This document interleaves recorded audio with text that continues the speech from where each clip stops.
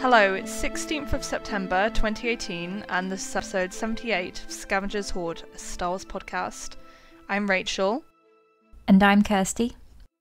We're here to deliver a regular rundown of Star Wars news, analysis and commentary, with a focus on the sequel trilogy and the future of the saga. And today I'm going to forego all our pre-show nonsense where we blather about what we've been doing and stuff, because we have a very special guest on the podcast. And that is Swara from Beltway Bathas. So yeah, would you like to introduce yourself in your podcast, Swara? Hi, thank you so much for having me today. I'm a big fan of your podcast. Scavenger's Hoard. It's one of my favorite Star Wars podcasts, and honestly, this is a real honor to be on. So thank you for that. But yeah, I'm Swara. I'm one of the two co-hosts of Beltway Bathas, the Star Wars and Politics podcast. We take the two least stressful subjects in the universe, Star Wars and politics, and mash them together to talk about them in all their various intersections. We talk about political parallels in the real world with Star Wars, or vice versa, and we talk about sometimes sociopolitics of fandom and just a variety of other topics. And it's been really great. Been going on 2 years, and y'all should check it out. I think you'll have fun. Not you two, Kirsty and Rachel, but your listeners. I think you would enjoy it. Well, I did recommend your show to Rachel a while back because it's one of my favorite Star Wars podcasts, and I'm so thankful to have you on today. Thank you. Yeah. No, it's really exciting to have you, Swara. I started listening to the show on Kirsty's recommendation. While I'm at more of a remove from it than you guys are, because obviously I don't live in the US, it's still very, very interesting, and you reliably have very insightful and intelligent discussions. So, yeah, it's a must listen. Thank you so much. I deeply appreciate that. Oh, you're welcome. All comes from the heart. Okay. Right. So with that said, we're going to do a little news section. And then we're going to go into a proper spotlight where we discuss, surprise, surprise, politics and Star Wars. So yeah, the first thing we want to talk about is that there has been some new Resistance promo from USA Today. And yeah, would you like to introduce this, Kirsty? Yeah, so I'm starting to have a bit of trouble differentiating between all the various bits of promotion we've had. But this was exciting because it showed us a few more characters that hadn't been included in the teaser and the stuff from EW a couple weeks ago. Yes. So the characters that are new are an ex-Imperial called Griff Halloran, who's voiced by Stephen Stanton, who I'm really happy to see in Star Wars animation again, because obviously he was in the Clone Wars and Rebels. And Freya Fenris, who's played by Mary Elizabeth McGlynn. And the article describes her as a fierce lady who's all business. And she looks really cool from the little bit of video that we got. Did you guys watch it? I did watch the video. I found it really funny how they use all the cliches you'd expect for a character named Freya. It's like, oh, she comes across as a bit of an ice queen. It's like, oh, kids show, so on the nose. But yeah, it does sound like they're actually going to be deconstructing that a bit, and she's not as frosty as she first seems and stuff. So that's cool. Mm-hmm. I am so excited for Resistance, and this just adds so much more to my excitement. I love the animation style. The characters look amazing, including these new characters, the Aces, the 5 hotshot pilots that protect the refueling depot Colossus. And I don't know. I get such great vibes from this show, and I'm looking forward to what Athena Portillo and the rest of the animation team are going to be bringing us. And also, here's another note about it. It's just this show is so diverse. It has so many, and it has so many actors of color voicing the characters of color, which before had sort of been an issue in animation where, frankly, you'd have like all white people voicing characters of color, but now they're really pushing forward on the representation front in animation, as well as the sequel trilogy generally, and it just makes my heart so happy to see. Same. I'm so excited for what this will mean for young kids watching Star Wars. We know how important characters like Finn and Rose and Poe have been with the sequel trilogy, but to see it in animation as well is just really wonderful. Exactly. Yeah. No, it's really nice. Like, does anyone feel that each new successive video piece on Resistance has got better and better? Because I did like the first trailer, but I feel like I'm preferring these little featurettes where we actually get introduced to the characters, me get a sense for their personalities and stories. I'm really warm into it. Yeah, no, I agree. I mean, it's hard because I feel like oftentimes when we get that first teaser, it's like, okay, it looks great, but it's not really giving us much of a sense of what the story is going to be like. It's just kind of like, okay, this is the style of the animation, and here's a quick look at the characters and settings, but not too much in depth, obviously. But hearing from the creators as well about what kind of vibe they're going for, they're mentioning influences like the Top Gun movies, and talking about Dave Filoni's family history, that he grew up with pilots in his family, and that's kind of informed the influences. It just makes it more interesting, right? Yeah, he was talking about how he was influenced by these World War II stories and the pilots that would be flying then, often around the Pacific. To be honest, when I first heard that, I thought, like, you know, they're making in general a show about that's influenced by Japanese animation or anime. And by the way, just want to note that they are having Japanese animators animate Resistance, which is great. Oh, that's awesome. This is sort of an ongoing conversation in, I think, a lot of anime and animation fandoms about a sort of appropriation of Asian cultures and Asian art styles. So, you know, it's great that they have, the studio Polygon, which I believe worked a lot on Clone Wars as well. So, you know, like that's a really good step forward in my opinion. And, you know, but still, when I first heard about, World War II and Japanese influenced, is that really going to be the best mix? You know, like you look at the geopolitics of it. Yeah, sorry, y'all. I'm bringing politics into everything. That's just how my mind works. But it doesn't seem as though they're going to be making any sort of one-to-one parallel, which in fiction generally, I mean, you can take inspiration from, you know, villains of history or certain countries in history and infuse that into your story. But attempting to make this a one-to-one ratio is not always, very often, not the best idea. I'm one of the co-hosts of the Flash podcast as well, and we've talked about this, how in the CW verse they often try to make that one-to-one ratio with our real world, and it's kind of failed. So it's good to see that in Resistance, it doesn't look like, especially with the material we're getting, that they're necessarily going to do that. Of course, it's just been a couple of trailers, a couple of clips here and there, but I think that they're going to strike a really good balance. I don't think it's going to really ruffle many feathers, at least from my perspective so far. So I'm just knocking on wood that it'll continue to be like that.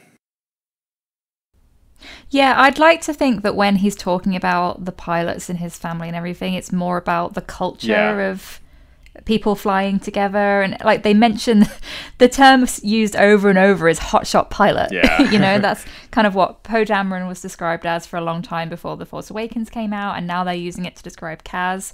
And it's a very classic archetype that we can all kind of imagine, that kind of young, cocky, needs to learn about the world, optimistic, reckless pilot, right? Yeah. That Han Solo kind of had that vibe initially from the original trilogy as well. So it's like a shorthand to kind of convey the mood of the story, I think. Exactly. Yeah, definitely. Right, is there anything else we want to say about that Resistance piece? Like any particular characters that stood out to us or anything? Besides the characters, well, the character I'm looking most forward to is Kazuda Ziono. I think I feel like I can already identify with him in so many ways. He's just, and his voice by Christopher Sean just looks fantastic. And I'm really excited for this particular character. I don't know why. Maybe we have very similar personalities. Maybe that's it. I don't know. Yeah, the other thing I'm really looking forward to with this plot in general, with this story in general, and I think that this has been in a headline or two, is that it's more focused on the more quote-unquote normal people of the galaxy and not the Jedi. So I love the Jedi. The Jedi are my favorite. Force Lord is my favorite. Basically my entire life. I genuinely don't think it's been done the best in animation. I think it's been done well in Clone Wars, especially when you look at something like the Mortis trilogy.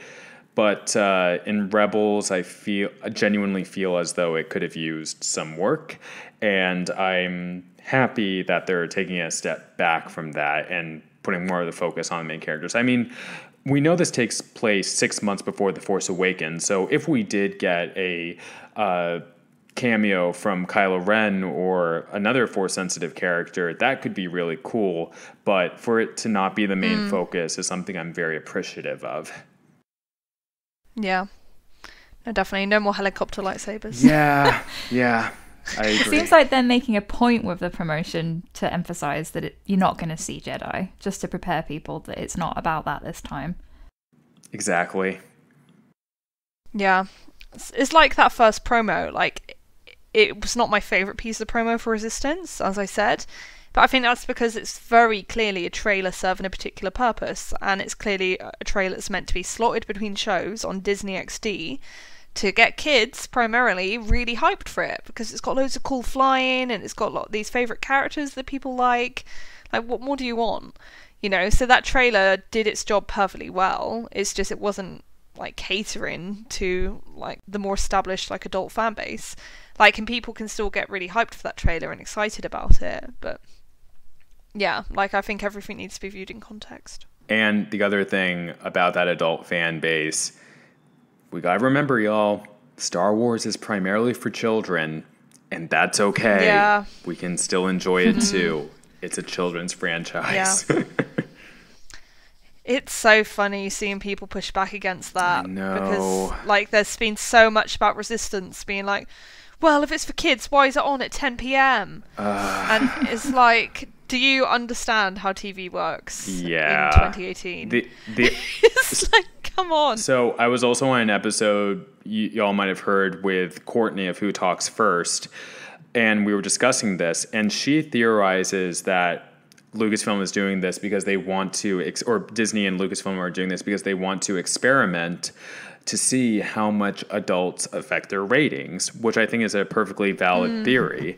I said on the show, and I'll say it here, I think, again, that it should be primarily geared towards children, and there's nothing wrong with that. But I understand that Lucasfilm is still a business. They still want to check things out. They still want to experiment with things. So that's understandable. I'm sure it'll do well in the long run, though. Yeah, exactly. And it's all about the catch-up numbers, basically. Like, I really doubt that many children watch TV shows when they're first broadcast. Like, that's not how a child operates. Yeah, exactly. Well, it's not up to them, is it? So Yeah, exactly. Yeah, I think it makes sense for them to be doing that now before... I would assume that once I can't remember what it is. What's the Disney... It's Disney Play, right? That's the name of the streaming service. Yes. I would predict that eventually they'll move this show to the streaming service, so then they wouldn't have access to that kind of experimentation in numbers because people can stream at any time. So if they're showing it now late at night, yeah, you're right, Swara, that they could have more of an idea of the level of adult engagement. Yeah. So it's pretty much all going to be adults with that time slot, so that'll be interesting for them. Mm-hmm. Exactly. Oh, the other thing I wanted to bring up was that we get confirmation here that the person with the red armor is not Cardinal, as we suspected. It's someone called... No! New characters are always good. I'm just interested to see how this is going to go, because they're calling him Major Vonreg, and he's voiced by Lex Lang. Ooh, I love Lex Lang. He's a First Order... I don't know him. He's such a great voice actor. He's done so much in, like, so many of my favorite animation. Oh, cool. Yeah, I watch animation, but I'm never really aware of who the voices are. I am a hardcore nerd for animation. Avatar: The Last Airbender / Legend of Korra is my favorite franchise of all time, tied with Star Wars. And so I know a lot of this stuff. I'm making my way through Avatar: The Last Airbender because it's a lot of Star Wars fans' favorite animated series. I've had it recommended so many times. So I'm partway through season 2 right now. I'm really enjoying it. Have you met Toph yet? No, I don't think so. I won't say anything. Okay. So anyway, Major Vonreg is a First Order TIE pilot whose crimson armor and spacecraft come from an old school inspiration. every time we have a villain pilot, we would talk about, well, is this our Red Baron, Filoni says. And finally, it's like, let's make one red all out. It seems to fit with the First Order, since they seem to really like that as a colour. If the good guys have aces, the villains need them too. Yeah, it's interesting. You did mention to me in private, though, Kirsty, that does this mean perhaps that Filoni's not really aware of Cardinal? Because the whole deal with Cardinal is that he's meant to be unique with that red armour, that he's meant to be the only one who looks like him. So now there's him and this Major Von Reg both shimmying around, apparently. I would guess that Filoni is aware of Cardinal. He's just promoting it here as if he isn't. Because it would undermine what he's saying, right? Presenting this as a unique character, because kids aren't going to read the Phasma novel. Yeah, that is dark. That's not the so they're two different stories. I was shocked by how dark that book was. It was dark. Phasma is, woohoo. Yeah, she's pretty cold. So yeah, it makes sense to be talking about it as if it's new, really, because those two sides of the fandom probably aren't going to interact that much. And it's unlikely that we'll get Cardinal turning up in any other story. I kind of want to run this by you two. Do you guys ever feel as though Star Wars is a fandom of fandoms? Yeah. It's so huge, and you've got these various trilogies, and you've got the animated series and the comics. Like, I'm sure there's a whole comic side of the fandom that I just don't really know about. Yeah, no, I definitely find that. Like, there's, with something like Rebels, I sense that there's like a whole separate Rebels fandom that I know almost nothing about, and obviously for them, Rebels is their main thing, and they absolutely love Rebels. And it's fantastic. And honestly, I feel as though so many of the arguments or scruples in fandom, a lot of them actually do arise from these different fandom subsets interacting and maybe not fully getting each other. You know what I mean? Yeah. Yeah, there's honestly a fascinating sociopolitics to it, if you could call it that. Yeah. No, there's lots of tribes within tribes, to be honest. Seriously. Yeah, someone should write a study. Right, with that covered, I think we can probably move into the Solo release on home media. When did it come out on digital, Kirsty? On Friday. Okay. Yeah, so Kirsty has been very good and prepared, and she's already bought her digital copy of Solo. I will buy the Blu-ray, but I don't think that comes out till next week. And what about you, Swara?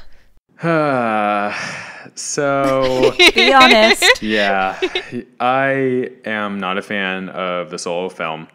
There are parts of it I like, Lando and Kira specifically, and I loved listening to other podcasts on it, like Sky Talkers, like your guys's, Rebel Girl, and others. But I feel like the things I can like about the film, they don't outdo what I don't like about the film, specifically in its treatment of woman characters and even characters of color.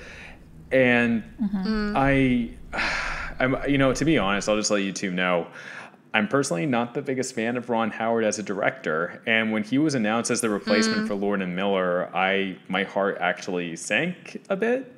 I mean, no disrespect to Mr. Howard, he's a critically acclaimed and general director, but his art style just isn't my own, and I can be very snobbish about these things. So I was thinking, oh yeah, maybe I'm just over dramatizing. But then when I walked out of Solo and started thinking about it more, I just realized it. Didn't like it personally, but I will say I am very happy for all of my friends, and I have many that genuinely love this film and enjoy it and get so much just general joy out of it, and with their kids as well. And I'm really happy for that. And, and the more Lando we can get, the better. So that's what we need to focus on. Lando and all of his capes. Yeah. No, that cape room is the best. So good. Yeah, I think we've been quite critical of certain aspects of the story. You as well, have, absolutely.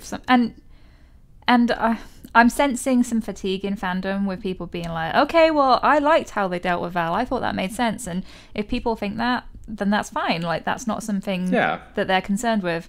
But personally, as much as I do enjoy the movie, it's always going to bother me. Yeah. Just the way that they treated that character, and the way it didn't seem to really cross their mind that it would be so important to women of color in the fandom to finally have this amazing black female character, and be marketing her so heavily as part of the main cast as well.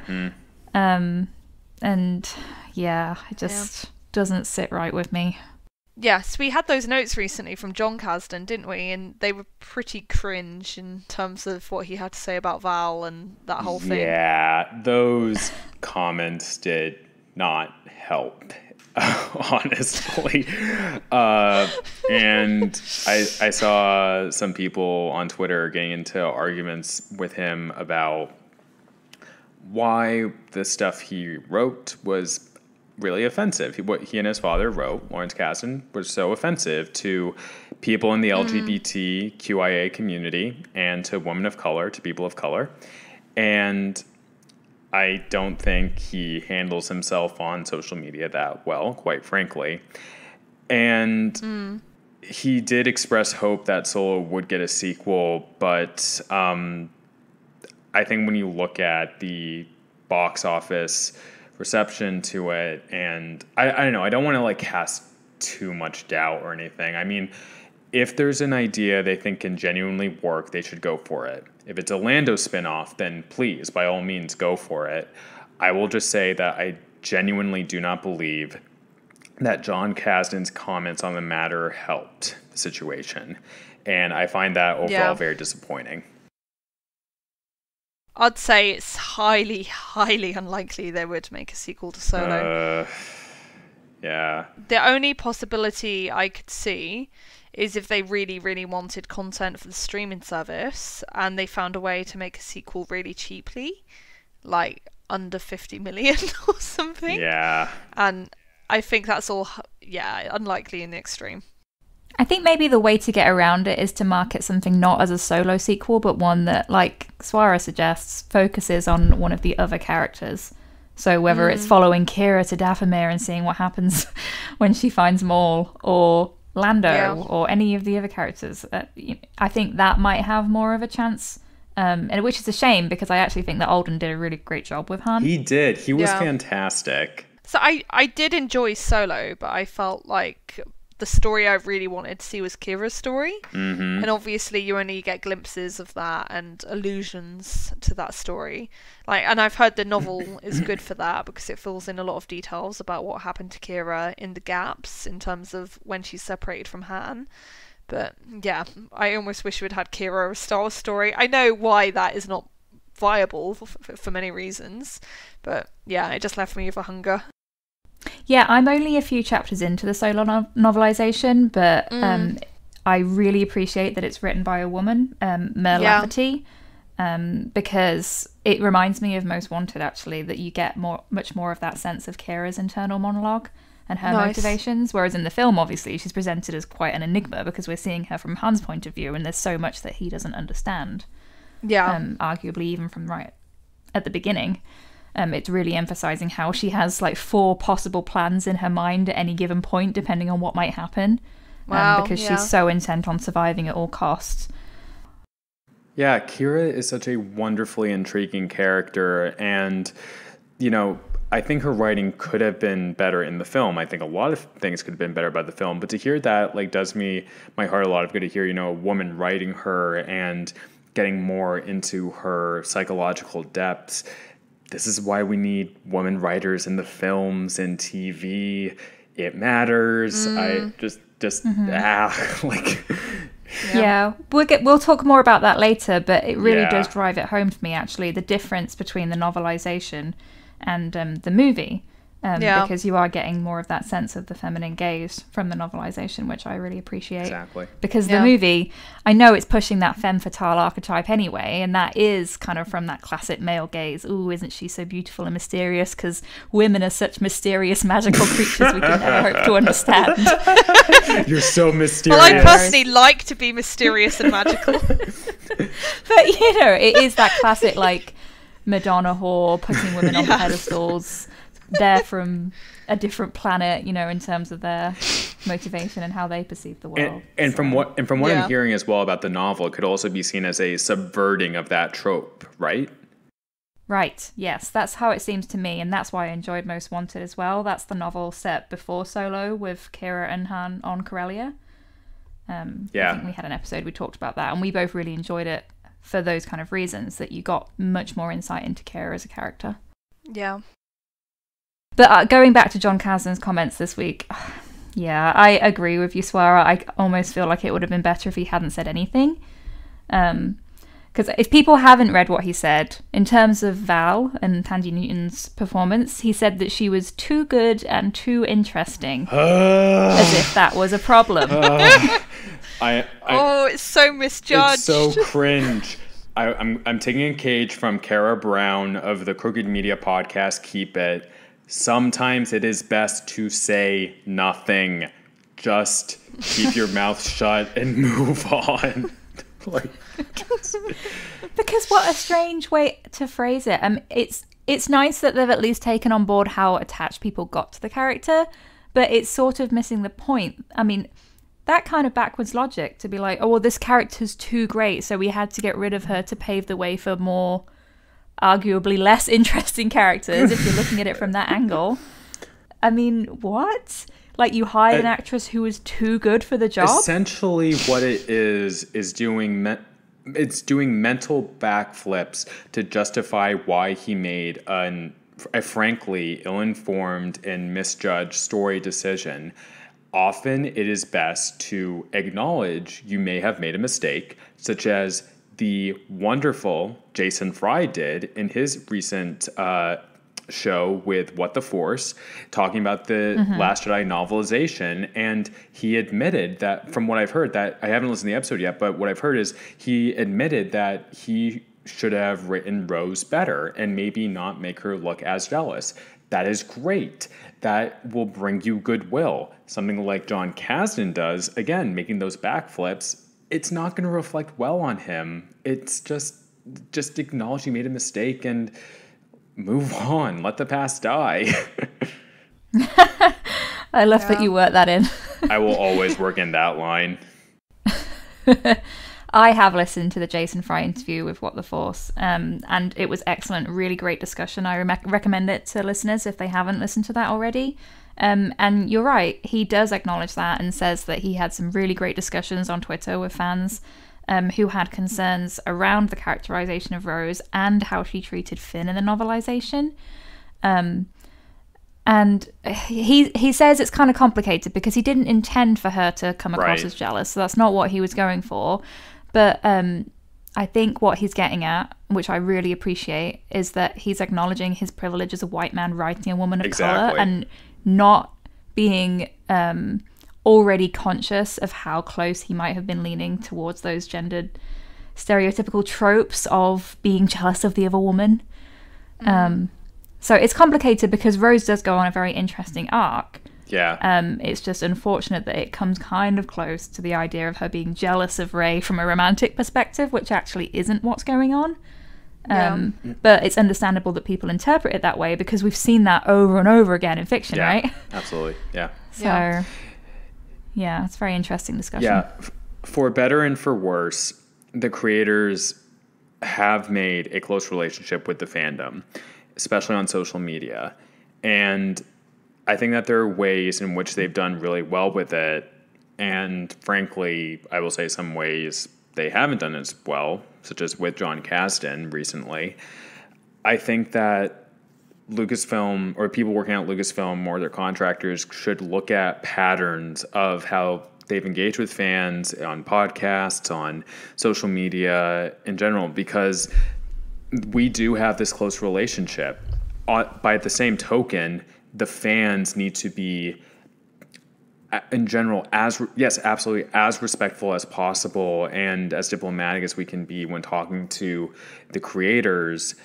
And we should be upfront with our legitimate concerns, not the, Last Jedi ruined Luke Skywalker, or, you ruined Star Wars for me. But on these issues, as we'll talk about in the show soon, like on representation, on these various socio-political aspects, because this matters. And we do have this conversation together, and I think that we can go far to understand each other if we just open that dialogue. You put everything so well, Swara. Thanks. Oh, I wish I could be so eloquent. Oh, stop. It's like a compliment-a-thon. Oh, Baldo Ren. Let's move on. No. No, traitor. You thought I was the chosen one, but I am in fact throwing us all into baldness. You're like the Damien of Star Wars fandom right now.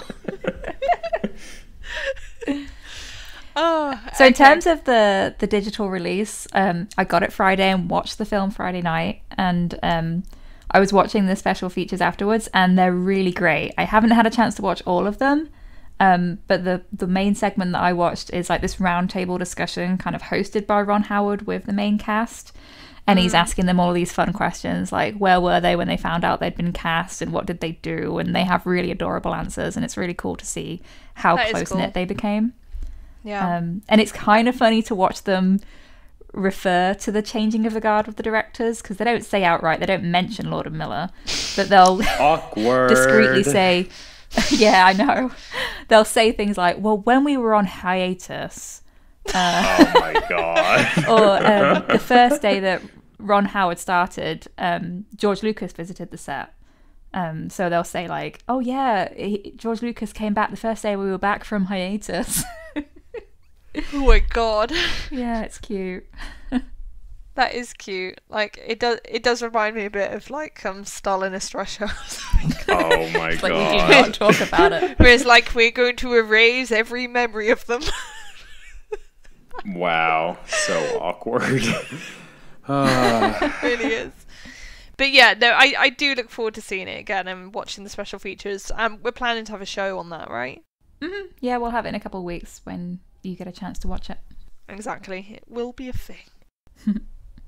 Right. Then I think it's probably time to move on to the spotlight section, because this week's been very quiet from a news perspective. That's really it, to be honest. Yeah, and as I mentioned before, the main topic of discussion today is going to be politics in Star Wars. So, if you want full, clear, nicely organised and very focused discussions for this topic, please do go and listen to Beltway Bathas, because obviously that's your bread and butter. So that is what they do, and they do it superbly. But we're going to touch upon the topic, just adding in a bit of our own perspective and bouncing off each other, as you'd expect. I will kick it off with a question that I prepared earlier. Right, so my question. A common criticism of the new Star Wars is that it's too embedded in current social issues, and in that way it is losing the mythic resonance of the original and, to a lesser extent, the prequel trilogies. How do we feel about this? I know that this is like a leading question, because pretty much all of us are going to disagree with this suggestion, I would imagine.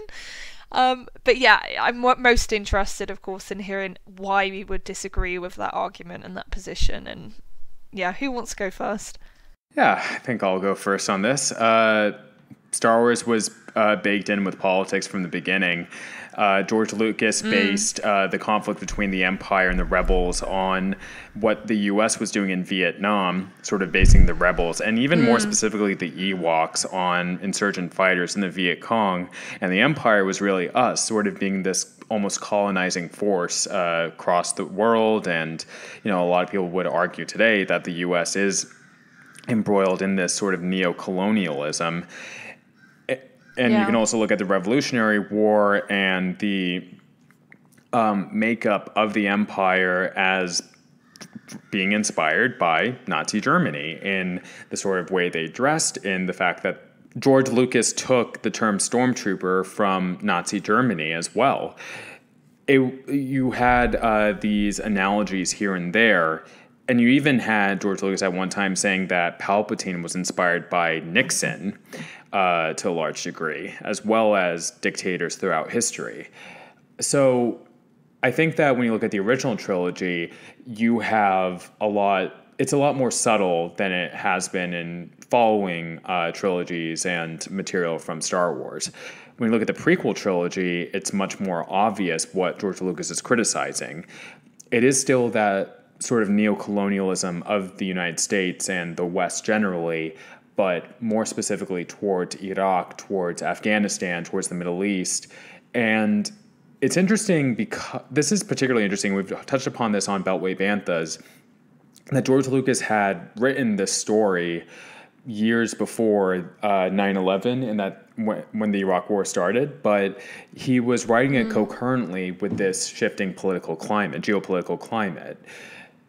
And he obviously took some visuals and some parallels of going into the Middle East with the Republic, going into like the Outer Rim or to separatist territory.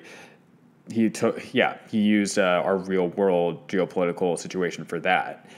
So I would disagree with the assertion of the criticism that Star Wars is too political.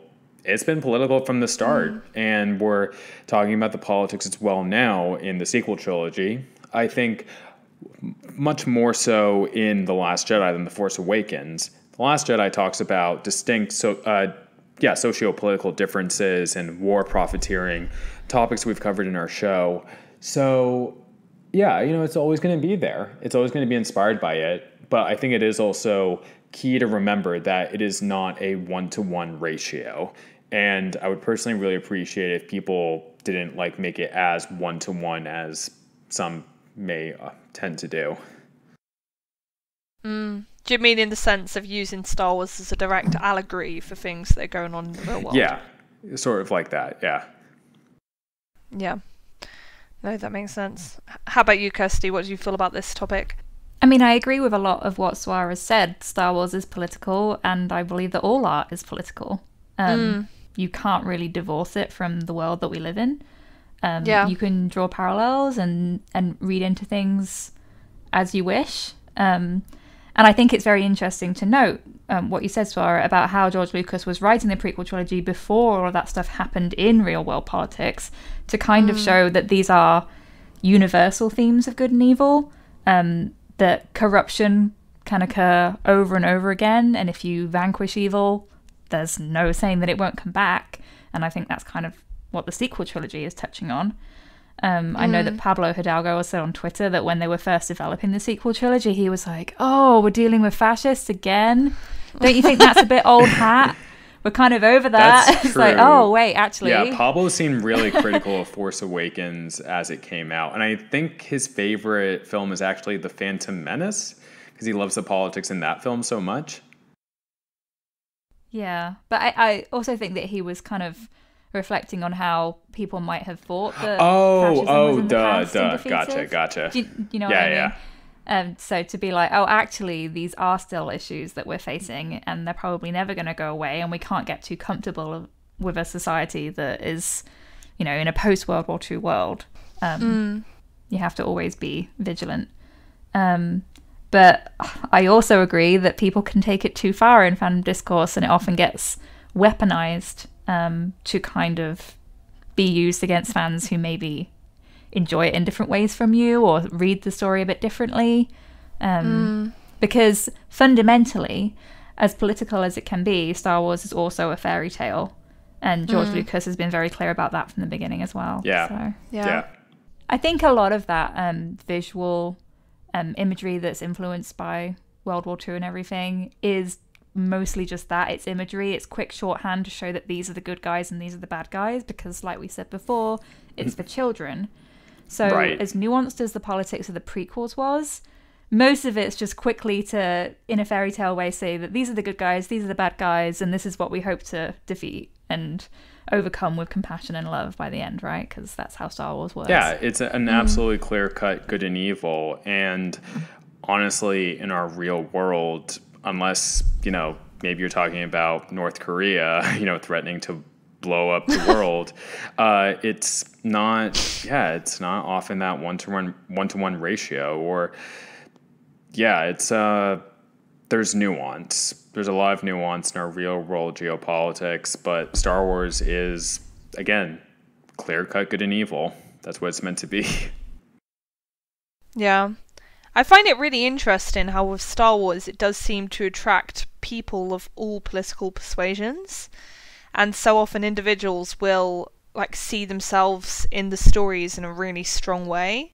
Yeah, it's just so interesting to me because so often it seems like the stories transcend the author's intentions with like these people like with radically different views and interpretations of the story, like all identifying with it in this really strong and personal way.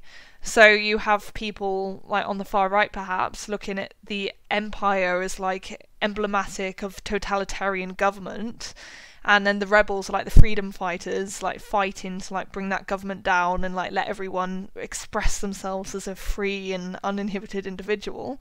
Whereas the people on the left, it might be more like the empire represents capitalism, and then the freedom fighters are the people trying to bring down the dominant social structures and stuff.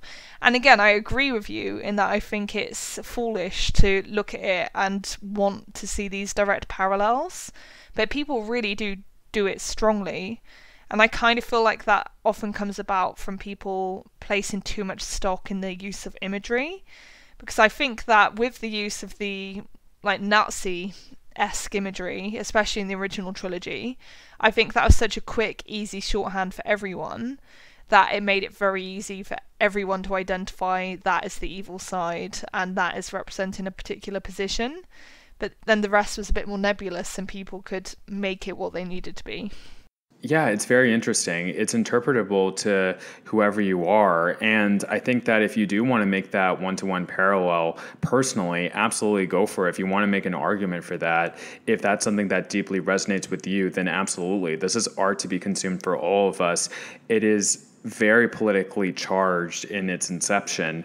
I would say it's the way it has been created. It's been political, but not partisan, if that makes sense. But you need to respect in general, I feel like this goes for a lot of fandom discourse, is that ultimately the way you interpret something is not going to be the exact same as someone else. People are still going to love the Empire. People are still going to love the villains or antagonists and probably want some of them redeemed, because they genuinely sympathize and empathize with these characters. And that's worthy of so much respect, because that is not only because it's someone's personal interpretation, but it is also baked into the fabric of Star Wars, like with the original and prequel trilogies. Star Wars, even though we do talk about it in terms of it being clearly cut good and evil, it is so much about that moral nebulousness, about what goes through characters' minds as they struggle to make the right decision or to carry out their orders while being tempted by the good. Another note is again, going back to the fact that we love villains and we should be able to enjoy them. And I have seen in fandom here and there, or even elsewhere, questioning of, should we really be celebrating or loving villains like Darth Vader, like Palpatine, like one of the newer characters, Iden Versio.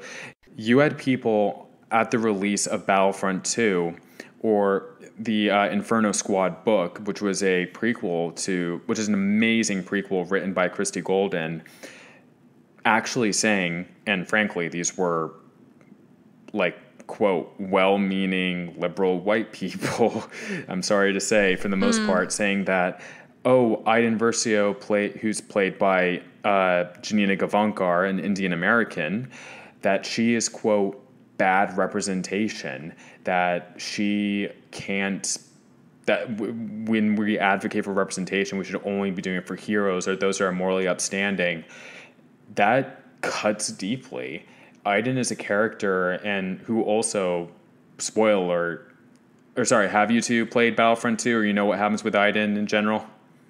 I do. She has the most beautiful arc. Rachel, do you? I know it very vaguely, but I don't mind being spoiled. She has her own redemption arc, but at the same time, she was still a key fighter for the Empire. And she's been a morally complex character that has worked for a fictional evil regime. And she's someone that so many people of color, including myself, I'm a brown Kurdish man, and that's related, albeit distantly, to Indian. We're part of the same Indo-Iranian family. I identify with with Aiden Versio as a villain, as a hero, before I knew about her redemption arc. I love this character. So to have people say, essentially to me, or like say broadly, oh, you can't like her because she's a villain, because she's a fascist, that hurts deeply. It feels as though you're telling me that what we consider to be strictly evil in this fictional franchise is more important than actually being able to see myself. So often I will say, and I'm saying this as a very liberal person, the wokeness can sometimes go too far, and that sort of sense of performatism, in my opinion, is really damaging, and it's hurtful. It's honestly really hurtful. Yeah, like I think it's also about limiting the types of stories you can tell, especially about certain kinds of characters, like when they're people of color or when they're women.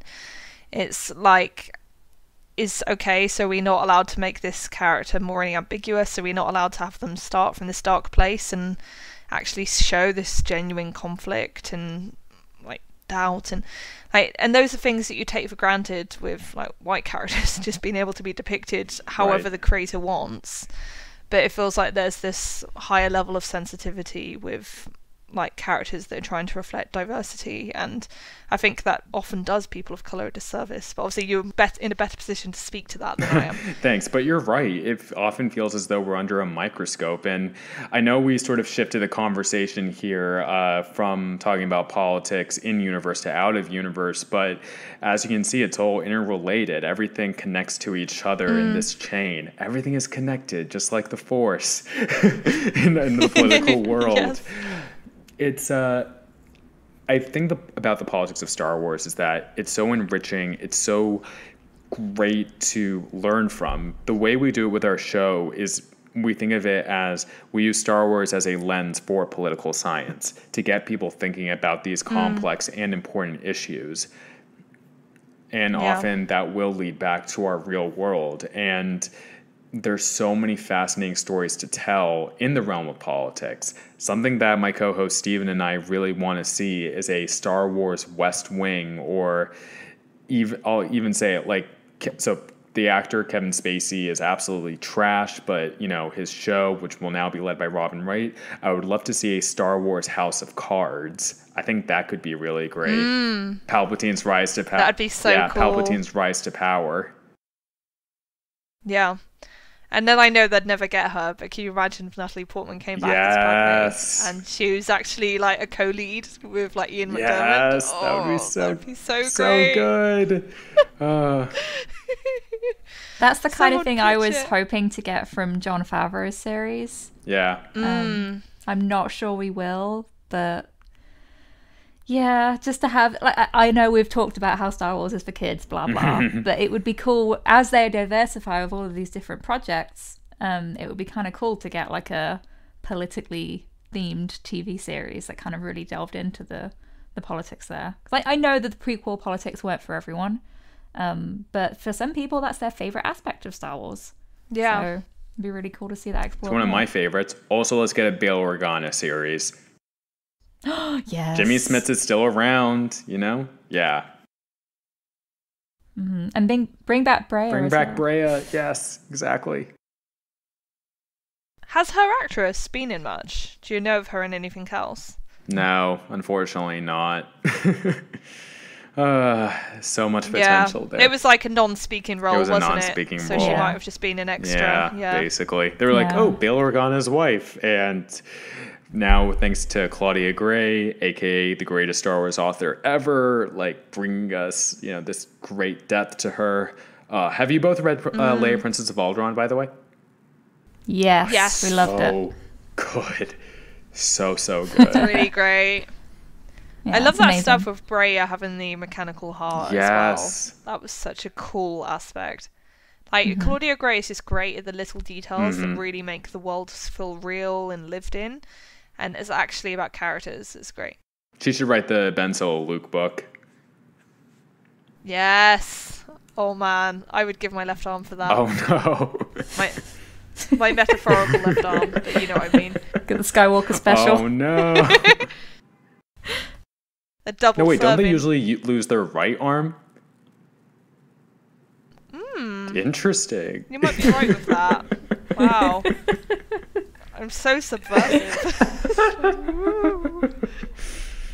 So do you guys want to talk about the sequel trilogy? Yes. Because, Swara, I know you have an awful lot of thoughts about the sequel trilogy and its politics or lack thereof. Yeah. I actually just tweeted this morning, so that was kind of well I timed. noticed that. Yeah, and our friend Kirsty at Writer's Chick added me disagreeing. Love you, Kirsty, if you're listening. I mean, I would hope that by the end of the trilogy, I feel a lot differently about it, and it is well rounded out. I hope so. Episode 9, I really hope we'll so. see. Yeah. So I love the sequel trilogy the most. Rey is my favorite Star Wars character, and by default, my favorite character. But, and I said this in my tweet. Okay, here's what I'll say. For politics in Star Wars, Force Awakens gets an F. And Last Jedi, I would say, gets a C, because at least it tried to explore some sociopolitics generally. JJ and the Ryan and the other creators, it seems as though they've deliberately ignored it so many times, and there's confusion when the planet they blew up, Hosnian Prime, turned out to not be Coruscant. Even though, people still watch the prequels. People know what Coruscant is. If it was Coruscant that blew up, that would have so much resonance for the audience, even those who didn't like the prequels that much. I understand. The thing is, the sequel trilogy is a very personal, psychologically driven story.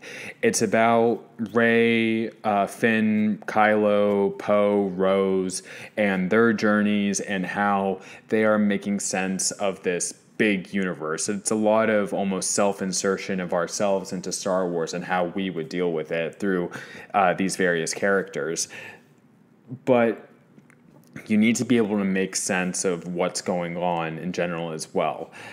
And the way they've done it in the writing has mainly been, the Republic has fallen, and now the First Order rules everything, and now the Resistance is a rebellion. We decided to rebrand because we don't want to be associated with the left-wing resistance in real life. Not actually. That's just a theory Steven and I have, but we do know Last Jedi was written before the 2016 election, so I don't know. We'll see. I do think that's an interesting point to make, Right? though, because do you remember what happened when Rogue One came out? I know that you had an episode where you interviewed John Lovett of Pod Save America and talked to him about it. That was just a couple of months ago, but yeah. Yeah, it's just such an interesting point, because we were talking earlier about how everyone sees the Star Wars politics differently, but I don't know if you remember, Rachel, when Rogue One came out, it was just after Trump had been elected, and obviously the political tensions were at an insane level. But then people were noticing all of this political allegory in Rogue One, because of course Star Wars is political, and Bob Iger had to actually comment on it, and he was saying, it's not political, which seemed like a joke to me. Same. But it's just fascinating. If they perhaps unintentionally use terms like resistance, which are then politicized by real life people, that they used in current events, it can get quite complicated. And yeah. Yeah, what are your thoughts on that, Rachel? God, to me, it's really hard, to be honest, because a lot of the time the discussions that especially concern the sequel trilogy, they're very rooted in American politics. Yeah.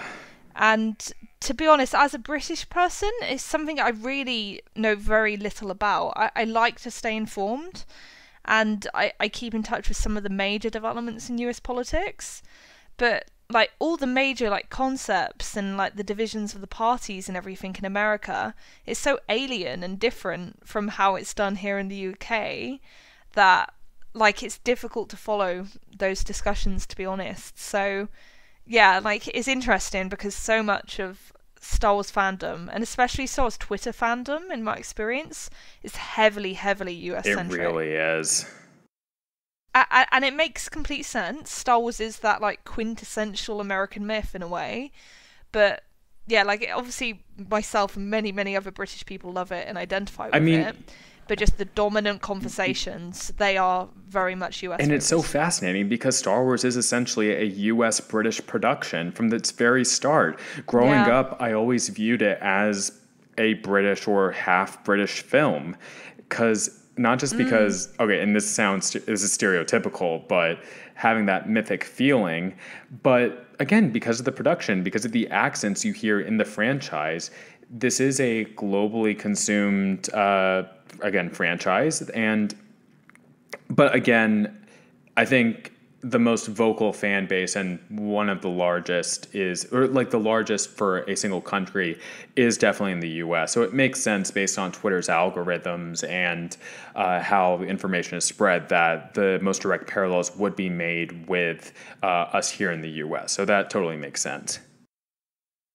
Yeah, and I think it's also a question about the creators and the writers of Star Wars. So the majority of the directors and the writers on the Star Wars franchise, they've all been American. So obviously they've been bringing an American perspective to it. And yeah, I kind of think that then that informs the films, and then people latch onto that stuff when they see the films. Because, yeah, it's kind of like how Kirsty said earlier, everything is political in a way. And even if something is clearly trying to be defiantly apolitical, that in itself is a political statement, because there's a reason why it's staying silent on subjects and not doing anything. At some point you can trace it back to something. So yeah, it's pretty fascinating to me, but yeah, I feel like I lack a framework with which to understand a lot of the stuff that informs Star Wars. So while I do interpret it a great deal, as anyone who knows me knows, I feel like there's something missing in terms of my perspective. But in a way, it's just a different perspective. It's not necessarily a worse perspective. I think a lot of that is due to the fandom's engagement and discourse as opposed to the actual story, because anyone all over the world can watch Star Wars and understand it. Yeah. You don't need to know the specific events in US politics that might have influenced it to know that Palpatine is a bad guy and corruption of democracy is not to be admired, and it's, we have to be vigilant about that kind of thing. But you don't need to have a really deep understanding of Nixonian politics. Exactly. So I think it's more about trying to navigate current fandom and why people will think certain things about certain characters, and to say you're not allowed to like this character because he represents this in current US politics and whatever. Yeah. And a lot of that, it's kind of just up to you on a personal level, whether you want to engage in it or kind of just drown it out and enjoy the stories on your own Exactly. terms. And it's really that, again, all interpretations are valid. And none of us can deny that we live in a very politically charged time. I will just say, for minorities, people of color, women, or femme identifying people here in the US, it is a very scary time. We're potentially about to confirm a justice who's going to overturn the court case that made abortion and effectively legal here in the US. I know. Wow. I know. It's like people go to their fiction for escapism, but they also go to it as a coping mechanism for so many different aspects of their own life. And that is valid. I think the problem often stems in how people with differing interpretations interact with each other. And ultimately, it comes from a lack of respect and willing to understand that someone has a different perspective from you, or feeling as though you're not being listened to. So it's a very sensitive time, and feelings are charged all over the place. I I will just say for myself, I want to do more to help people in whatever way I can, friends like on all sides of like different issues, but it's really exhausting. The internet's a huge place, but like for listeners out there who might be listening to this, I just want to let you know, like I want to help any way I can. And I think it's important for us all to listen to each other about how we can help people cope in this really trying political time. Yeah. Yeah, I think it might be hard. I don't know. I know, Rachel, you're aware of like the big things that go on in US politics, but it's hard to convey to people outside the US how horrible it is to wake up and see the news of the day and like, what the fuck has Donald Trump said and done now? Yeah. Like it's really hard. It gets people really, really down. And I think that might be why a lot of people kind of come into fandom angry and depressed and disillusioned with the real world and almost go looking for a fight to maybe make themselves feel better or whatever it is. There's tension all around right now. Yeah. It kind of makes online spaces hard to navigate sometimes. Yeah, it's like even from a distance, like I can look at the discourse surrounding Star Wars and see that it's happening in a very highly charged context. It's like the way people get so inflamed over like diverse casting. Like obviously thinking back to when there was that first teaser for The Force Awakens and John takes off the Stormtrooper helmet and obviously it's a black man. And the Twitter storm that erupted around that, I think people forget, but it was so ugly and so intense, that resistance just to the mere suggestion that there would be a black person inside Stormtrooper armour. And it's so ridiculous because there's absolutely no legitimate justification for that response, either in-world or out-of-world. It's just completely absurd. But yeah, people just got so inflamed, and like looking at it from the outside, it just seems so bizarre. But yeah, I think it's perhaps symptomatic of the crazy climate in the US. Yeah, it absolutely is. Like people on, frankly, the right wing saying, "Oh, there's an SJW agenda by having a black stormtrooper," and no, John Boyega is just a fantastic actor, and he's playing someone who's conflicted in the film, and it's a great step for representation to have a dark-skinned black man in Star Wars in a leading role. We had Lando before, but with John Boyega and Finn, it's like another amazing step forward. So it's just getting with the times. We live in a diverse society, and representation matters. So and this is something we've seen repeated for the sequel trilogy cast generally. Daisy, like a year or two ago, got comments on her Instagram and deleted herself off social media. Obviously, everything that's happened with Kelly Marie Tran, we've all discussed ad nauseum, what's happened to her. And I imagine, like, I feel as though, like, Oscar Isaac, hasn't gone as much, but even so, the discourse around Poe is, like, so charged. And you even have people saying, oh, he's a machismo Latino man, like just making these like awful, like stereotypical comments about him and his race. And it's just like, the racism in fandom and general society, it still exists. It still needs to be addressed. And as we make more strides in representation, we're going to continue dealing with that, unfortunately, but we still have to keep pressing forward because we're making characters that virtually everyone loves, and that's really great. Yeah. We're seeing a larger culture war play out in the fandom of Star Wars. Totally. So I love The Last Jedi. It's my favorite film of all time. I do think, however, that Ryan could have, I love Ryan, don't get me wrong, but I could have written the characters of color better. And to be more cognizant of these. By the way, is this the part when we can transition to talking about representation in front of and behind the camera? Yeah, all right, sure. Excellent. So, I love Ryan, but I think that he and Jason, as we discussed earlier, may have had certain blind spots when it comes to recognizing things that happen in the Black and Asian communities. These things are real and are going to be received by like these communities of color. They are not racist. They're certainly both of these people are not racist, like, but they still, if they're not careful, do things that can be insulting or can be offensive in the way it's portrayed. I think this more goes for the Last Jedi novelization than it does for the movie, because in the novelization, you had Rose calling Finn multiple times, quote, dummy. And there is a lot of anti-blackness in Asian communities, a lot in Middle Eastern communities too. Like, I'm Middle Eastern, all around the world, quite frankly. And that I was talking to a black fan friend of mine, and she was feeling hurt while reading that book. The feelings of these fans matter. They're legitimate. But again, I don't think that it comes out of any active malice from the creators. It's all about these blind spots and how they may accidentally do something. And this is why representation behind the camera matters so, so much.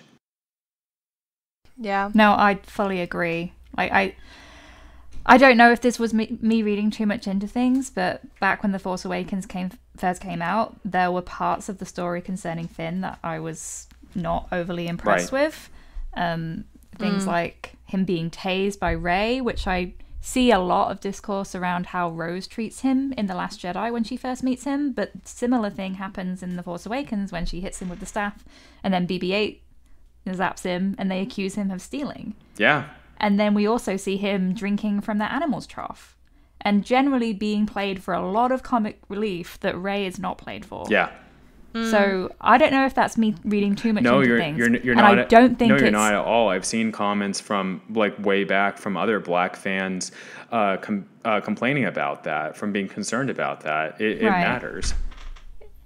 It's tricky because I don't think it's a case of the creators being racist. It's like you say, it's not being aware, and that comes down to privilege of how things might come across and how the character was originally written just as a character. They hadn't decided who they were going to cast, and then they had colorblind auditions, and they found John to be the best person to play the role, which is fantastic. But it wasn't then consciously adapted in their minds to be like, hey, maybe this actually means something different or has different connotations if you have a black actor portraying him. Yeah, exactly. You see what I mean? Like, a white person in that comedic relief role would not have had that same baggage. Yeah. Exactly. You described that so eloquently, Kirsty. Thank you. It's something that I think about a lot because I really love Finn as a character, and I absolutely adore John. Same. But there's just certain things that I would have changed. Yeah. And that's fine to say. It's like we can criticize our media in a constructive and healthy way. And something I have like been worried about sometimes. So y'all know I do, with my friends, the hashtag #SWRepMatters campaign to advocate for more diversity and inclusion in the galaxy far, far away. Sometimes, I get worried, oh no, are people going to think that because we're criticizing Star Wars so much for not having enough or having, or writing their characters of color well enough, are they going to lump us in with the same sort of toxic detractors of The Last Jedi? I feel as though for the most part it hasn't been like that, but sometimes, and I feel like we all feel the same way. We all love The Last Jedi, but if someone genuinely doesn't like it and moves on with their life, like actually just lets people really enjoy what they want to enjoy, then that's great. But we also, we understand that people can simply dislike a film, and that we don't think less of anyone for only disliking a film. If they're attacking, harassing creators, if they're doing stupid, terrible stuff like that, then they need to stop. But I fear that because, and this is something that's been really concerning to me, that some people have been using The Last Jedi, like their love of The Last Jedi, against these racists and sexists as a sign of, oh, look at how woke I am, look at how, liberal I am and so much of an ally I am because I'm standing against the toxic fans of The Last Jedi.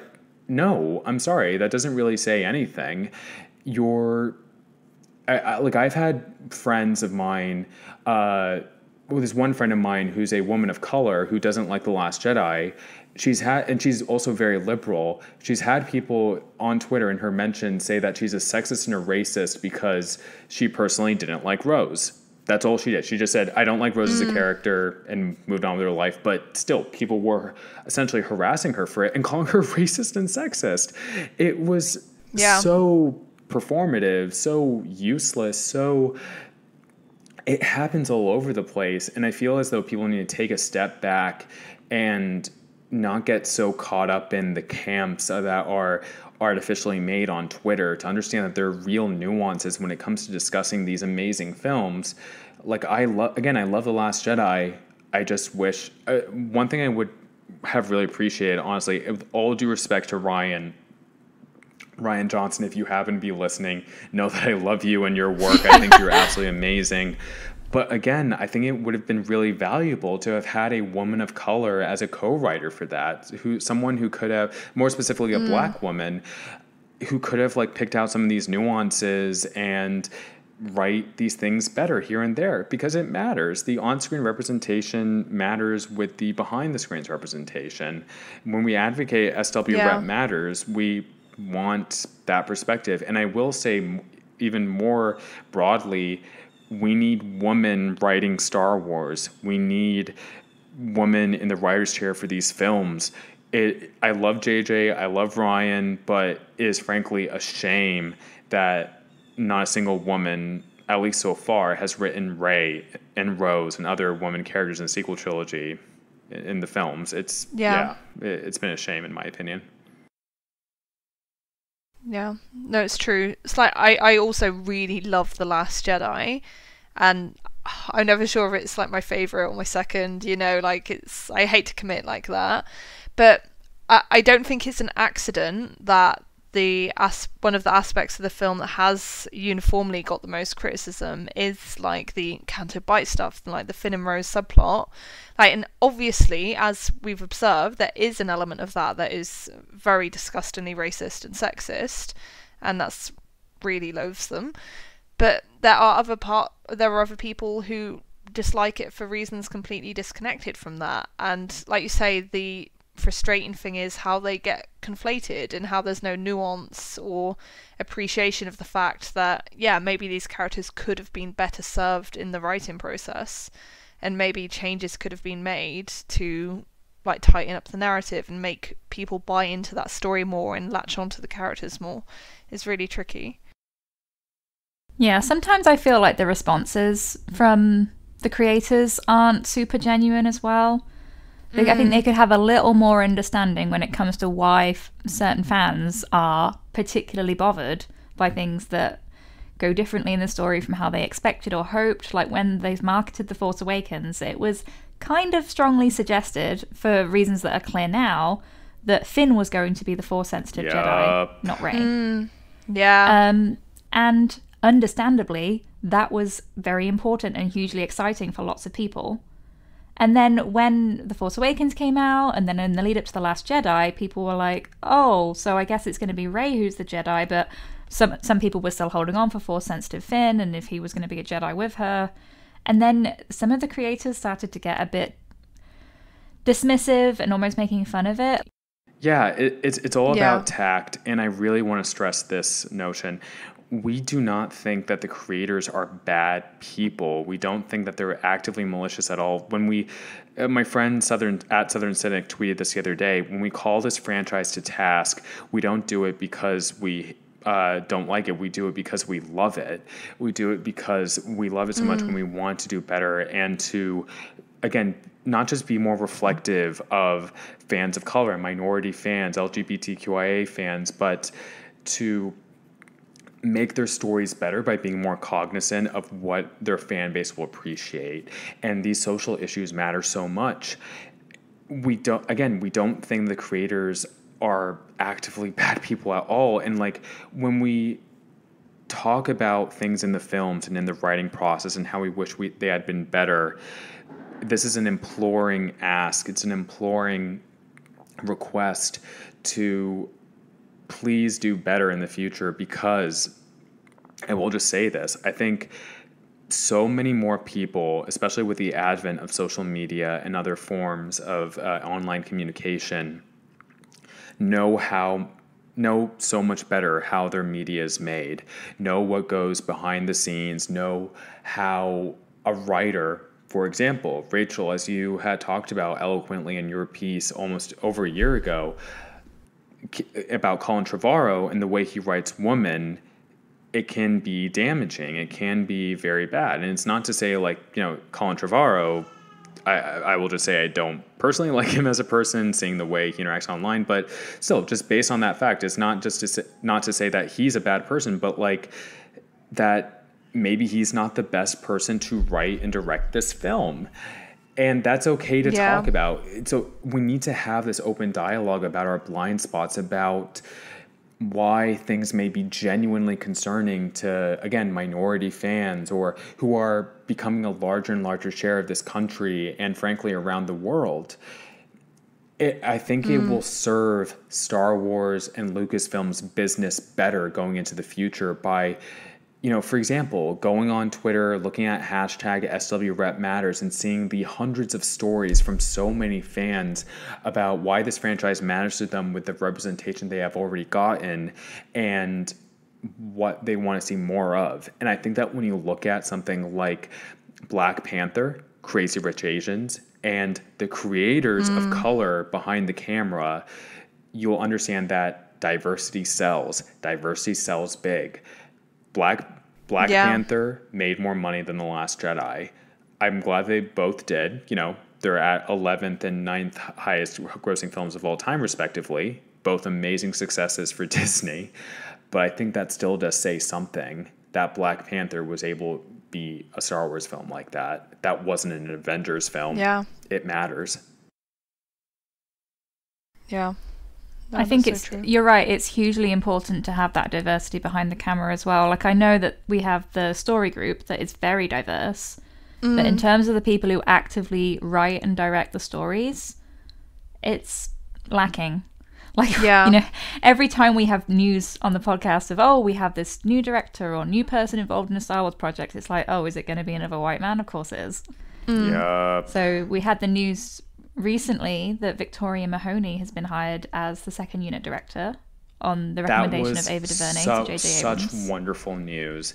And it is wonderful and second news. unit director films on big franchise films like this, they get to do a lot. So I can imagine, I was doing some research on the role, and I genuinely believe that Vic Mahoney may be able to direct Finn, Rey, Rose, Poe in sweeping action scenes at the very least. So being able to see a Black woman direct our various, women and characters of color, I think that'll serve episode 9 in a great way. Yeah. Me too. The only thing I have concern about is that naturally as second unit, it raises the question of whether the general audience would even be aware of that. But then again, I'm not even sure if most people who go to see Star Wars are even aware of who Rian Johnson is. True. Yeah. We kind of forget that. In the fandom bubble, we forget and we think about these people all the time, but the average cinema goer probably doesn't. And for Victoria Mahoney, hopefully the gig on episode 9, that will be a stepping stone for her to actually get her own film as director. Yes. Because that would be amazing. Praying for that. And she seems so excited about the project in so many ways. I don't know if you guys saw yesterday, she quote tweeted Mark's Troll episode 9 title tweet. he's not releasing the title. I think he got the purpose. I just want to check his Twitter account real quick on this tangent. Y'all, Mark Hamill is my favorite human being. I love him so much. Oh yeah, he put in big caps lock, one word by word tweets, the purpose of, and then just today, annoying. We're not getting the episode 9 title from Mark Hamill, unfortunately. Oh, bless him. I love him so much. But I like that they're both having fun with that. I love them. A point I'd like to raise is that I found it really interesting how I do think that there is a conscious effort, probably emerging from the story group, to be honest, to tell a different kind of story. Because I hate that I do this to myself, but I do sometimes watch those horrendous YouTube channels where it's just angry white men ranting about The Last Jedi for way too long. And I know that sounds like self-punishment, but I do it because I am sincerely interested in understanding where are these people even coming from? Where is this argument emerging from? So I wanted to understand how they were articulating themselves. So I've listened to some of these videos. And so often the same criticism is that The Last Jedi gets storytelling wrong. And they will say that because of things like, well, Rey starts out knowing everything and she doesn't need to learn anything from Luke, so that means she doesn't follow the classic hero's journey. Well, no, she doesn't. And that she goes from powerlessness to power. And yeah, you can hear me rolling my eyes so hard. Yeah. And yet, like, that's because that's not the point. That's not the type of story being told. And I think it's so interesting to me that people can't accept that. And for some people, that it's become so embedded in their minds that there's a correct way of telling stories, specifically Star Wars stories, that when Star Wars actually attempts something different, and it's a much more subtle story about emotions and, like, inner feelings and states of mind, that's like, what? Why? I don't understand. This isn't Star Wars. And oh my God. It's just like people can't comprehend it or see what's going on. And yeah, it's just fascinating to me how there's that, like, mental block. It's a psychologically driven story, which I would argue is a lot better than the original trilogy even. I love the original trilogy so much, don't get me wrong. But I feel as though the way they've written Rey, Finn, and and Kylo especially, like the way they've written these characters has been the acting, the writing, everything going into it. We have amazing characters that I would wager, honestly, are even better than the original trilogy characters. When you look at Poe, you look at Rose as well in The Last Jedi, and I imagine some of the new characters we'll get in 9 as well. I don't know, it just sort of baffles me personally because I understood exactly what drives these characters. You can see it in the subtle hints in the dialogue, you can see it in, like, their expressions, and you understand. I have to tell you both, coming out of The Last Jedi, my first screening of it, I was absolutely in love with it. I thought, oh, this is so great. This is so unique. I think this might be my favorite film of all time.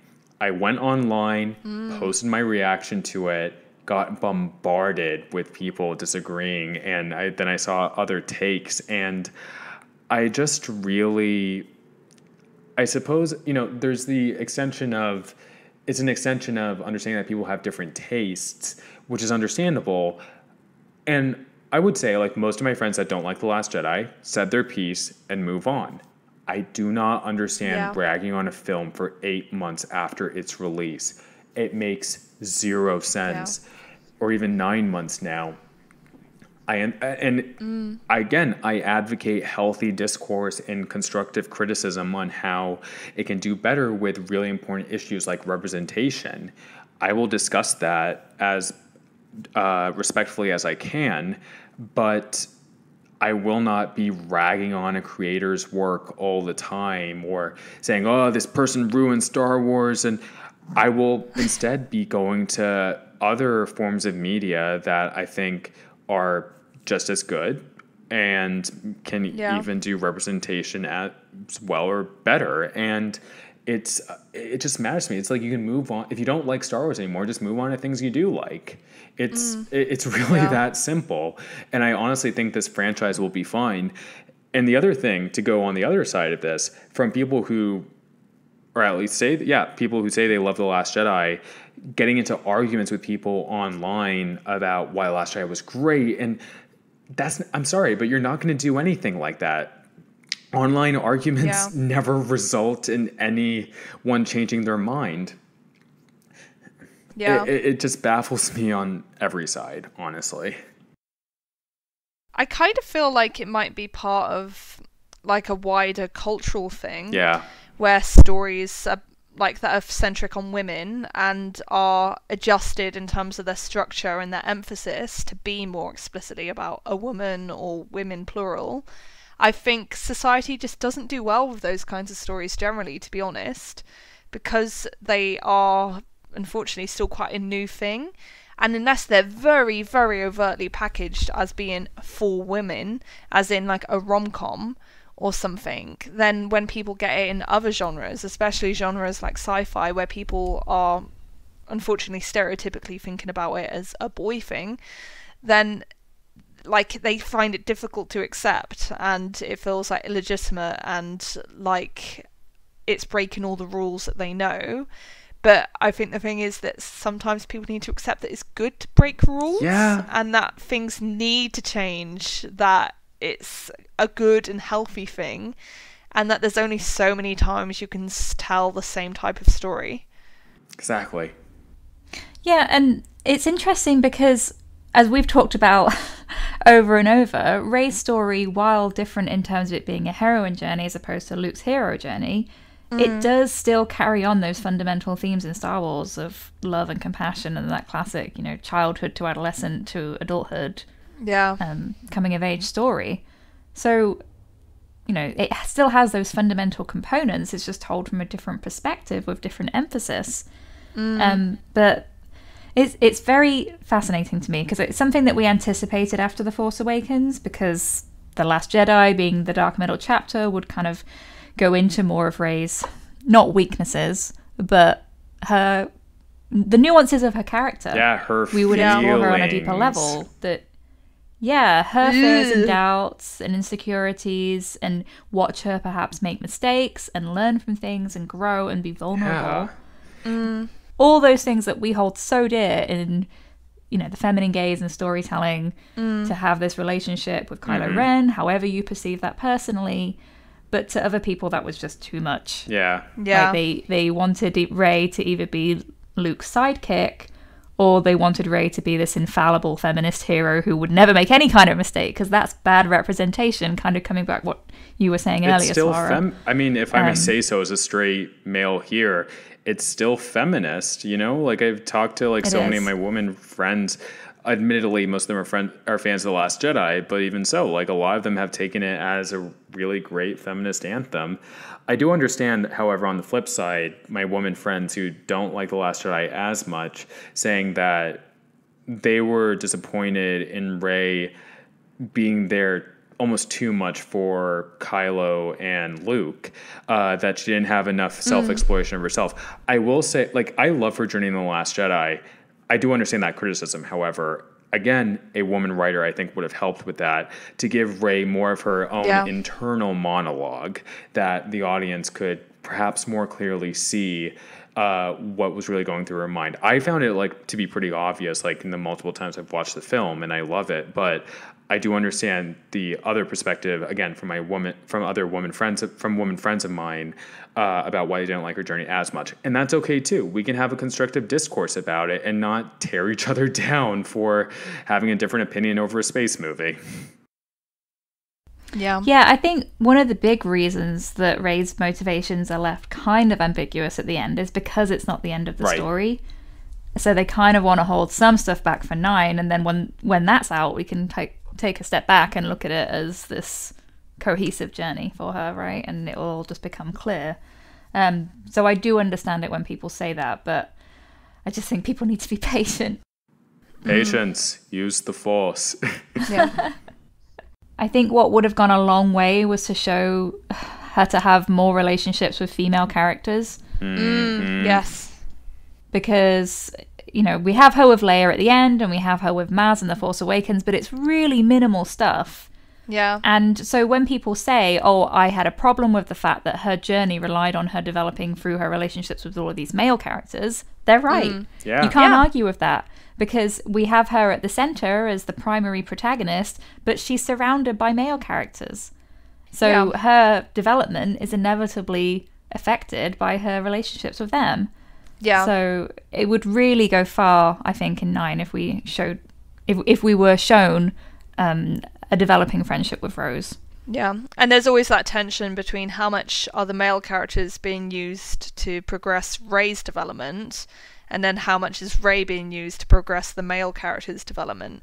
And obviously it's not necessarily a bad or insidious thing for a woman to like be developing like a man's arc, but there needs to be more to that. I do think there's much more to Rey than that, but I think in elements I can understand why people have that fear about her being lost due to that sort of thing. Absolutely. I wonder if a lot of that kind of depends on how people view it as the Skywalker saga as well, and now it's not clear. Well, it is clear that Rey isn't one and Kylo is the Skywalker of this generation. It's kind of what level of emphasis people put on that as an important thing. Yeah, totally. Yeah. Right, I hate to say it, but I think we're going to have to wrap up here, which is pretty tragic because we have lots of notes and we've barely brushed the surface with some of them.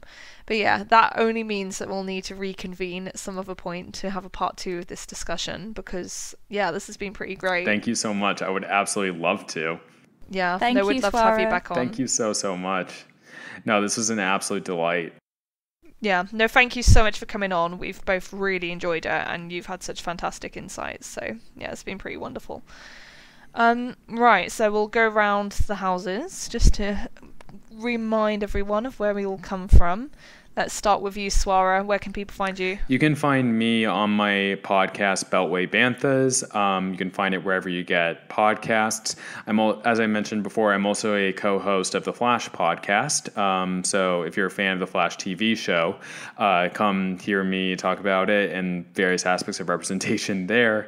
I'm also a blogger on the But Why Though podcast network. I am currently working on a piece reviewing The Dragon Prince Season 1. So by the time you listen to this, hopefully it'll be up.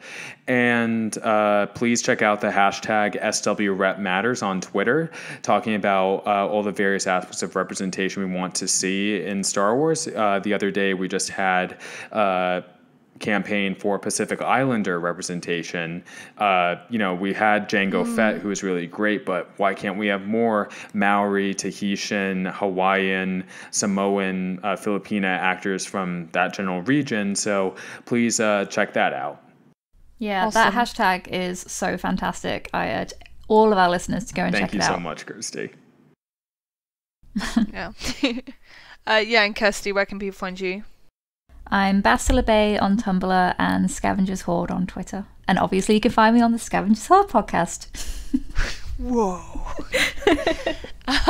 And yeah, I'm Rachel. You can find me at Star Wars Nonsense on Tumblr or at Journal of the Star Wars on WordPress. Yeah, so thank you so much for listening.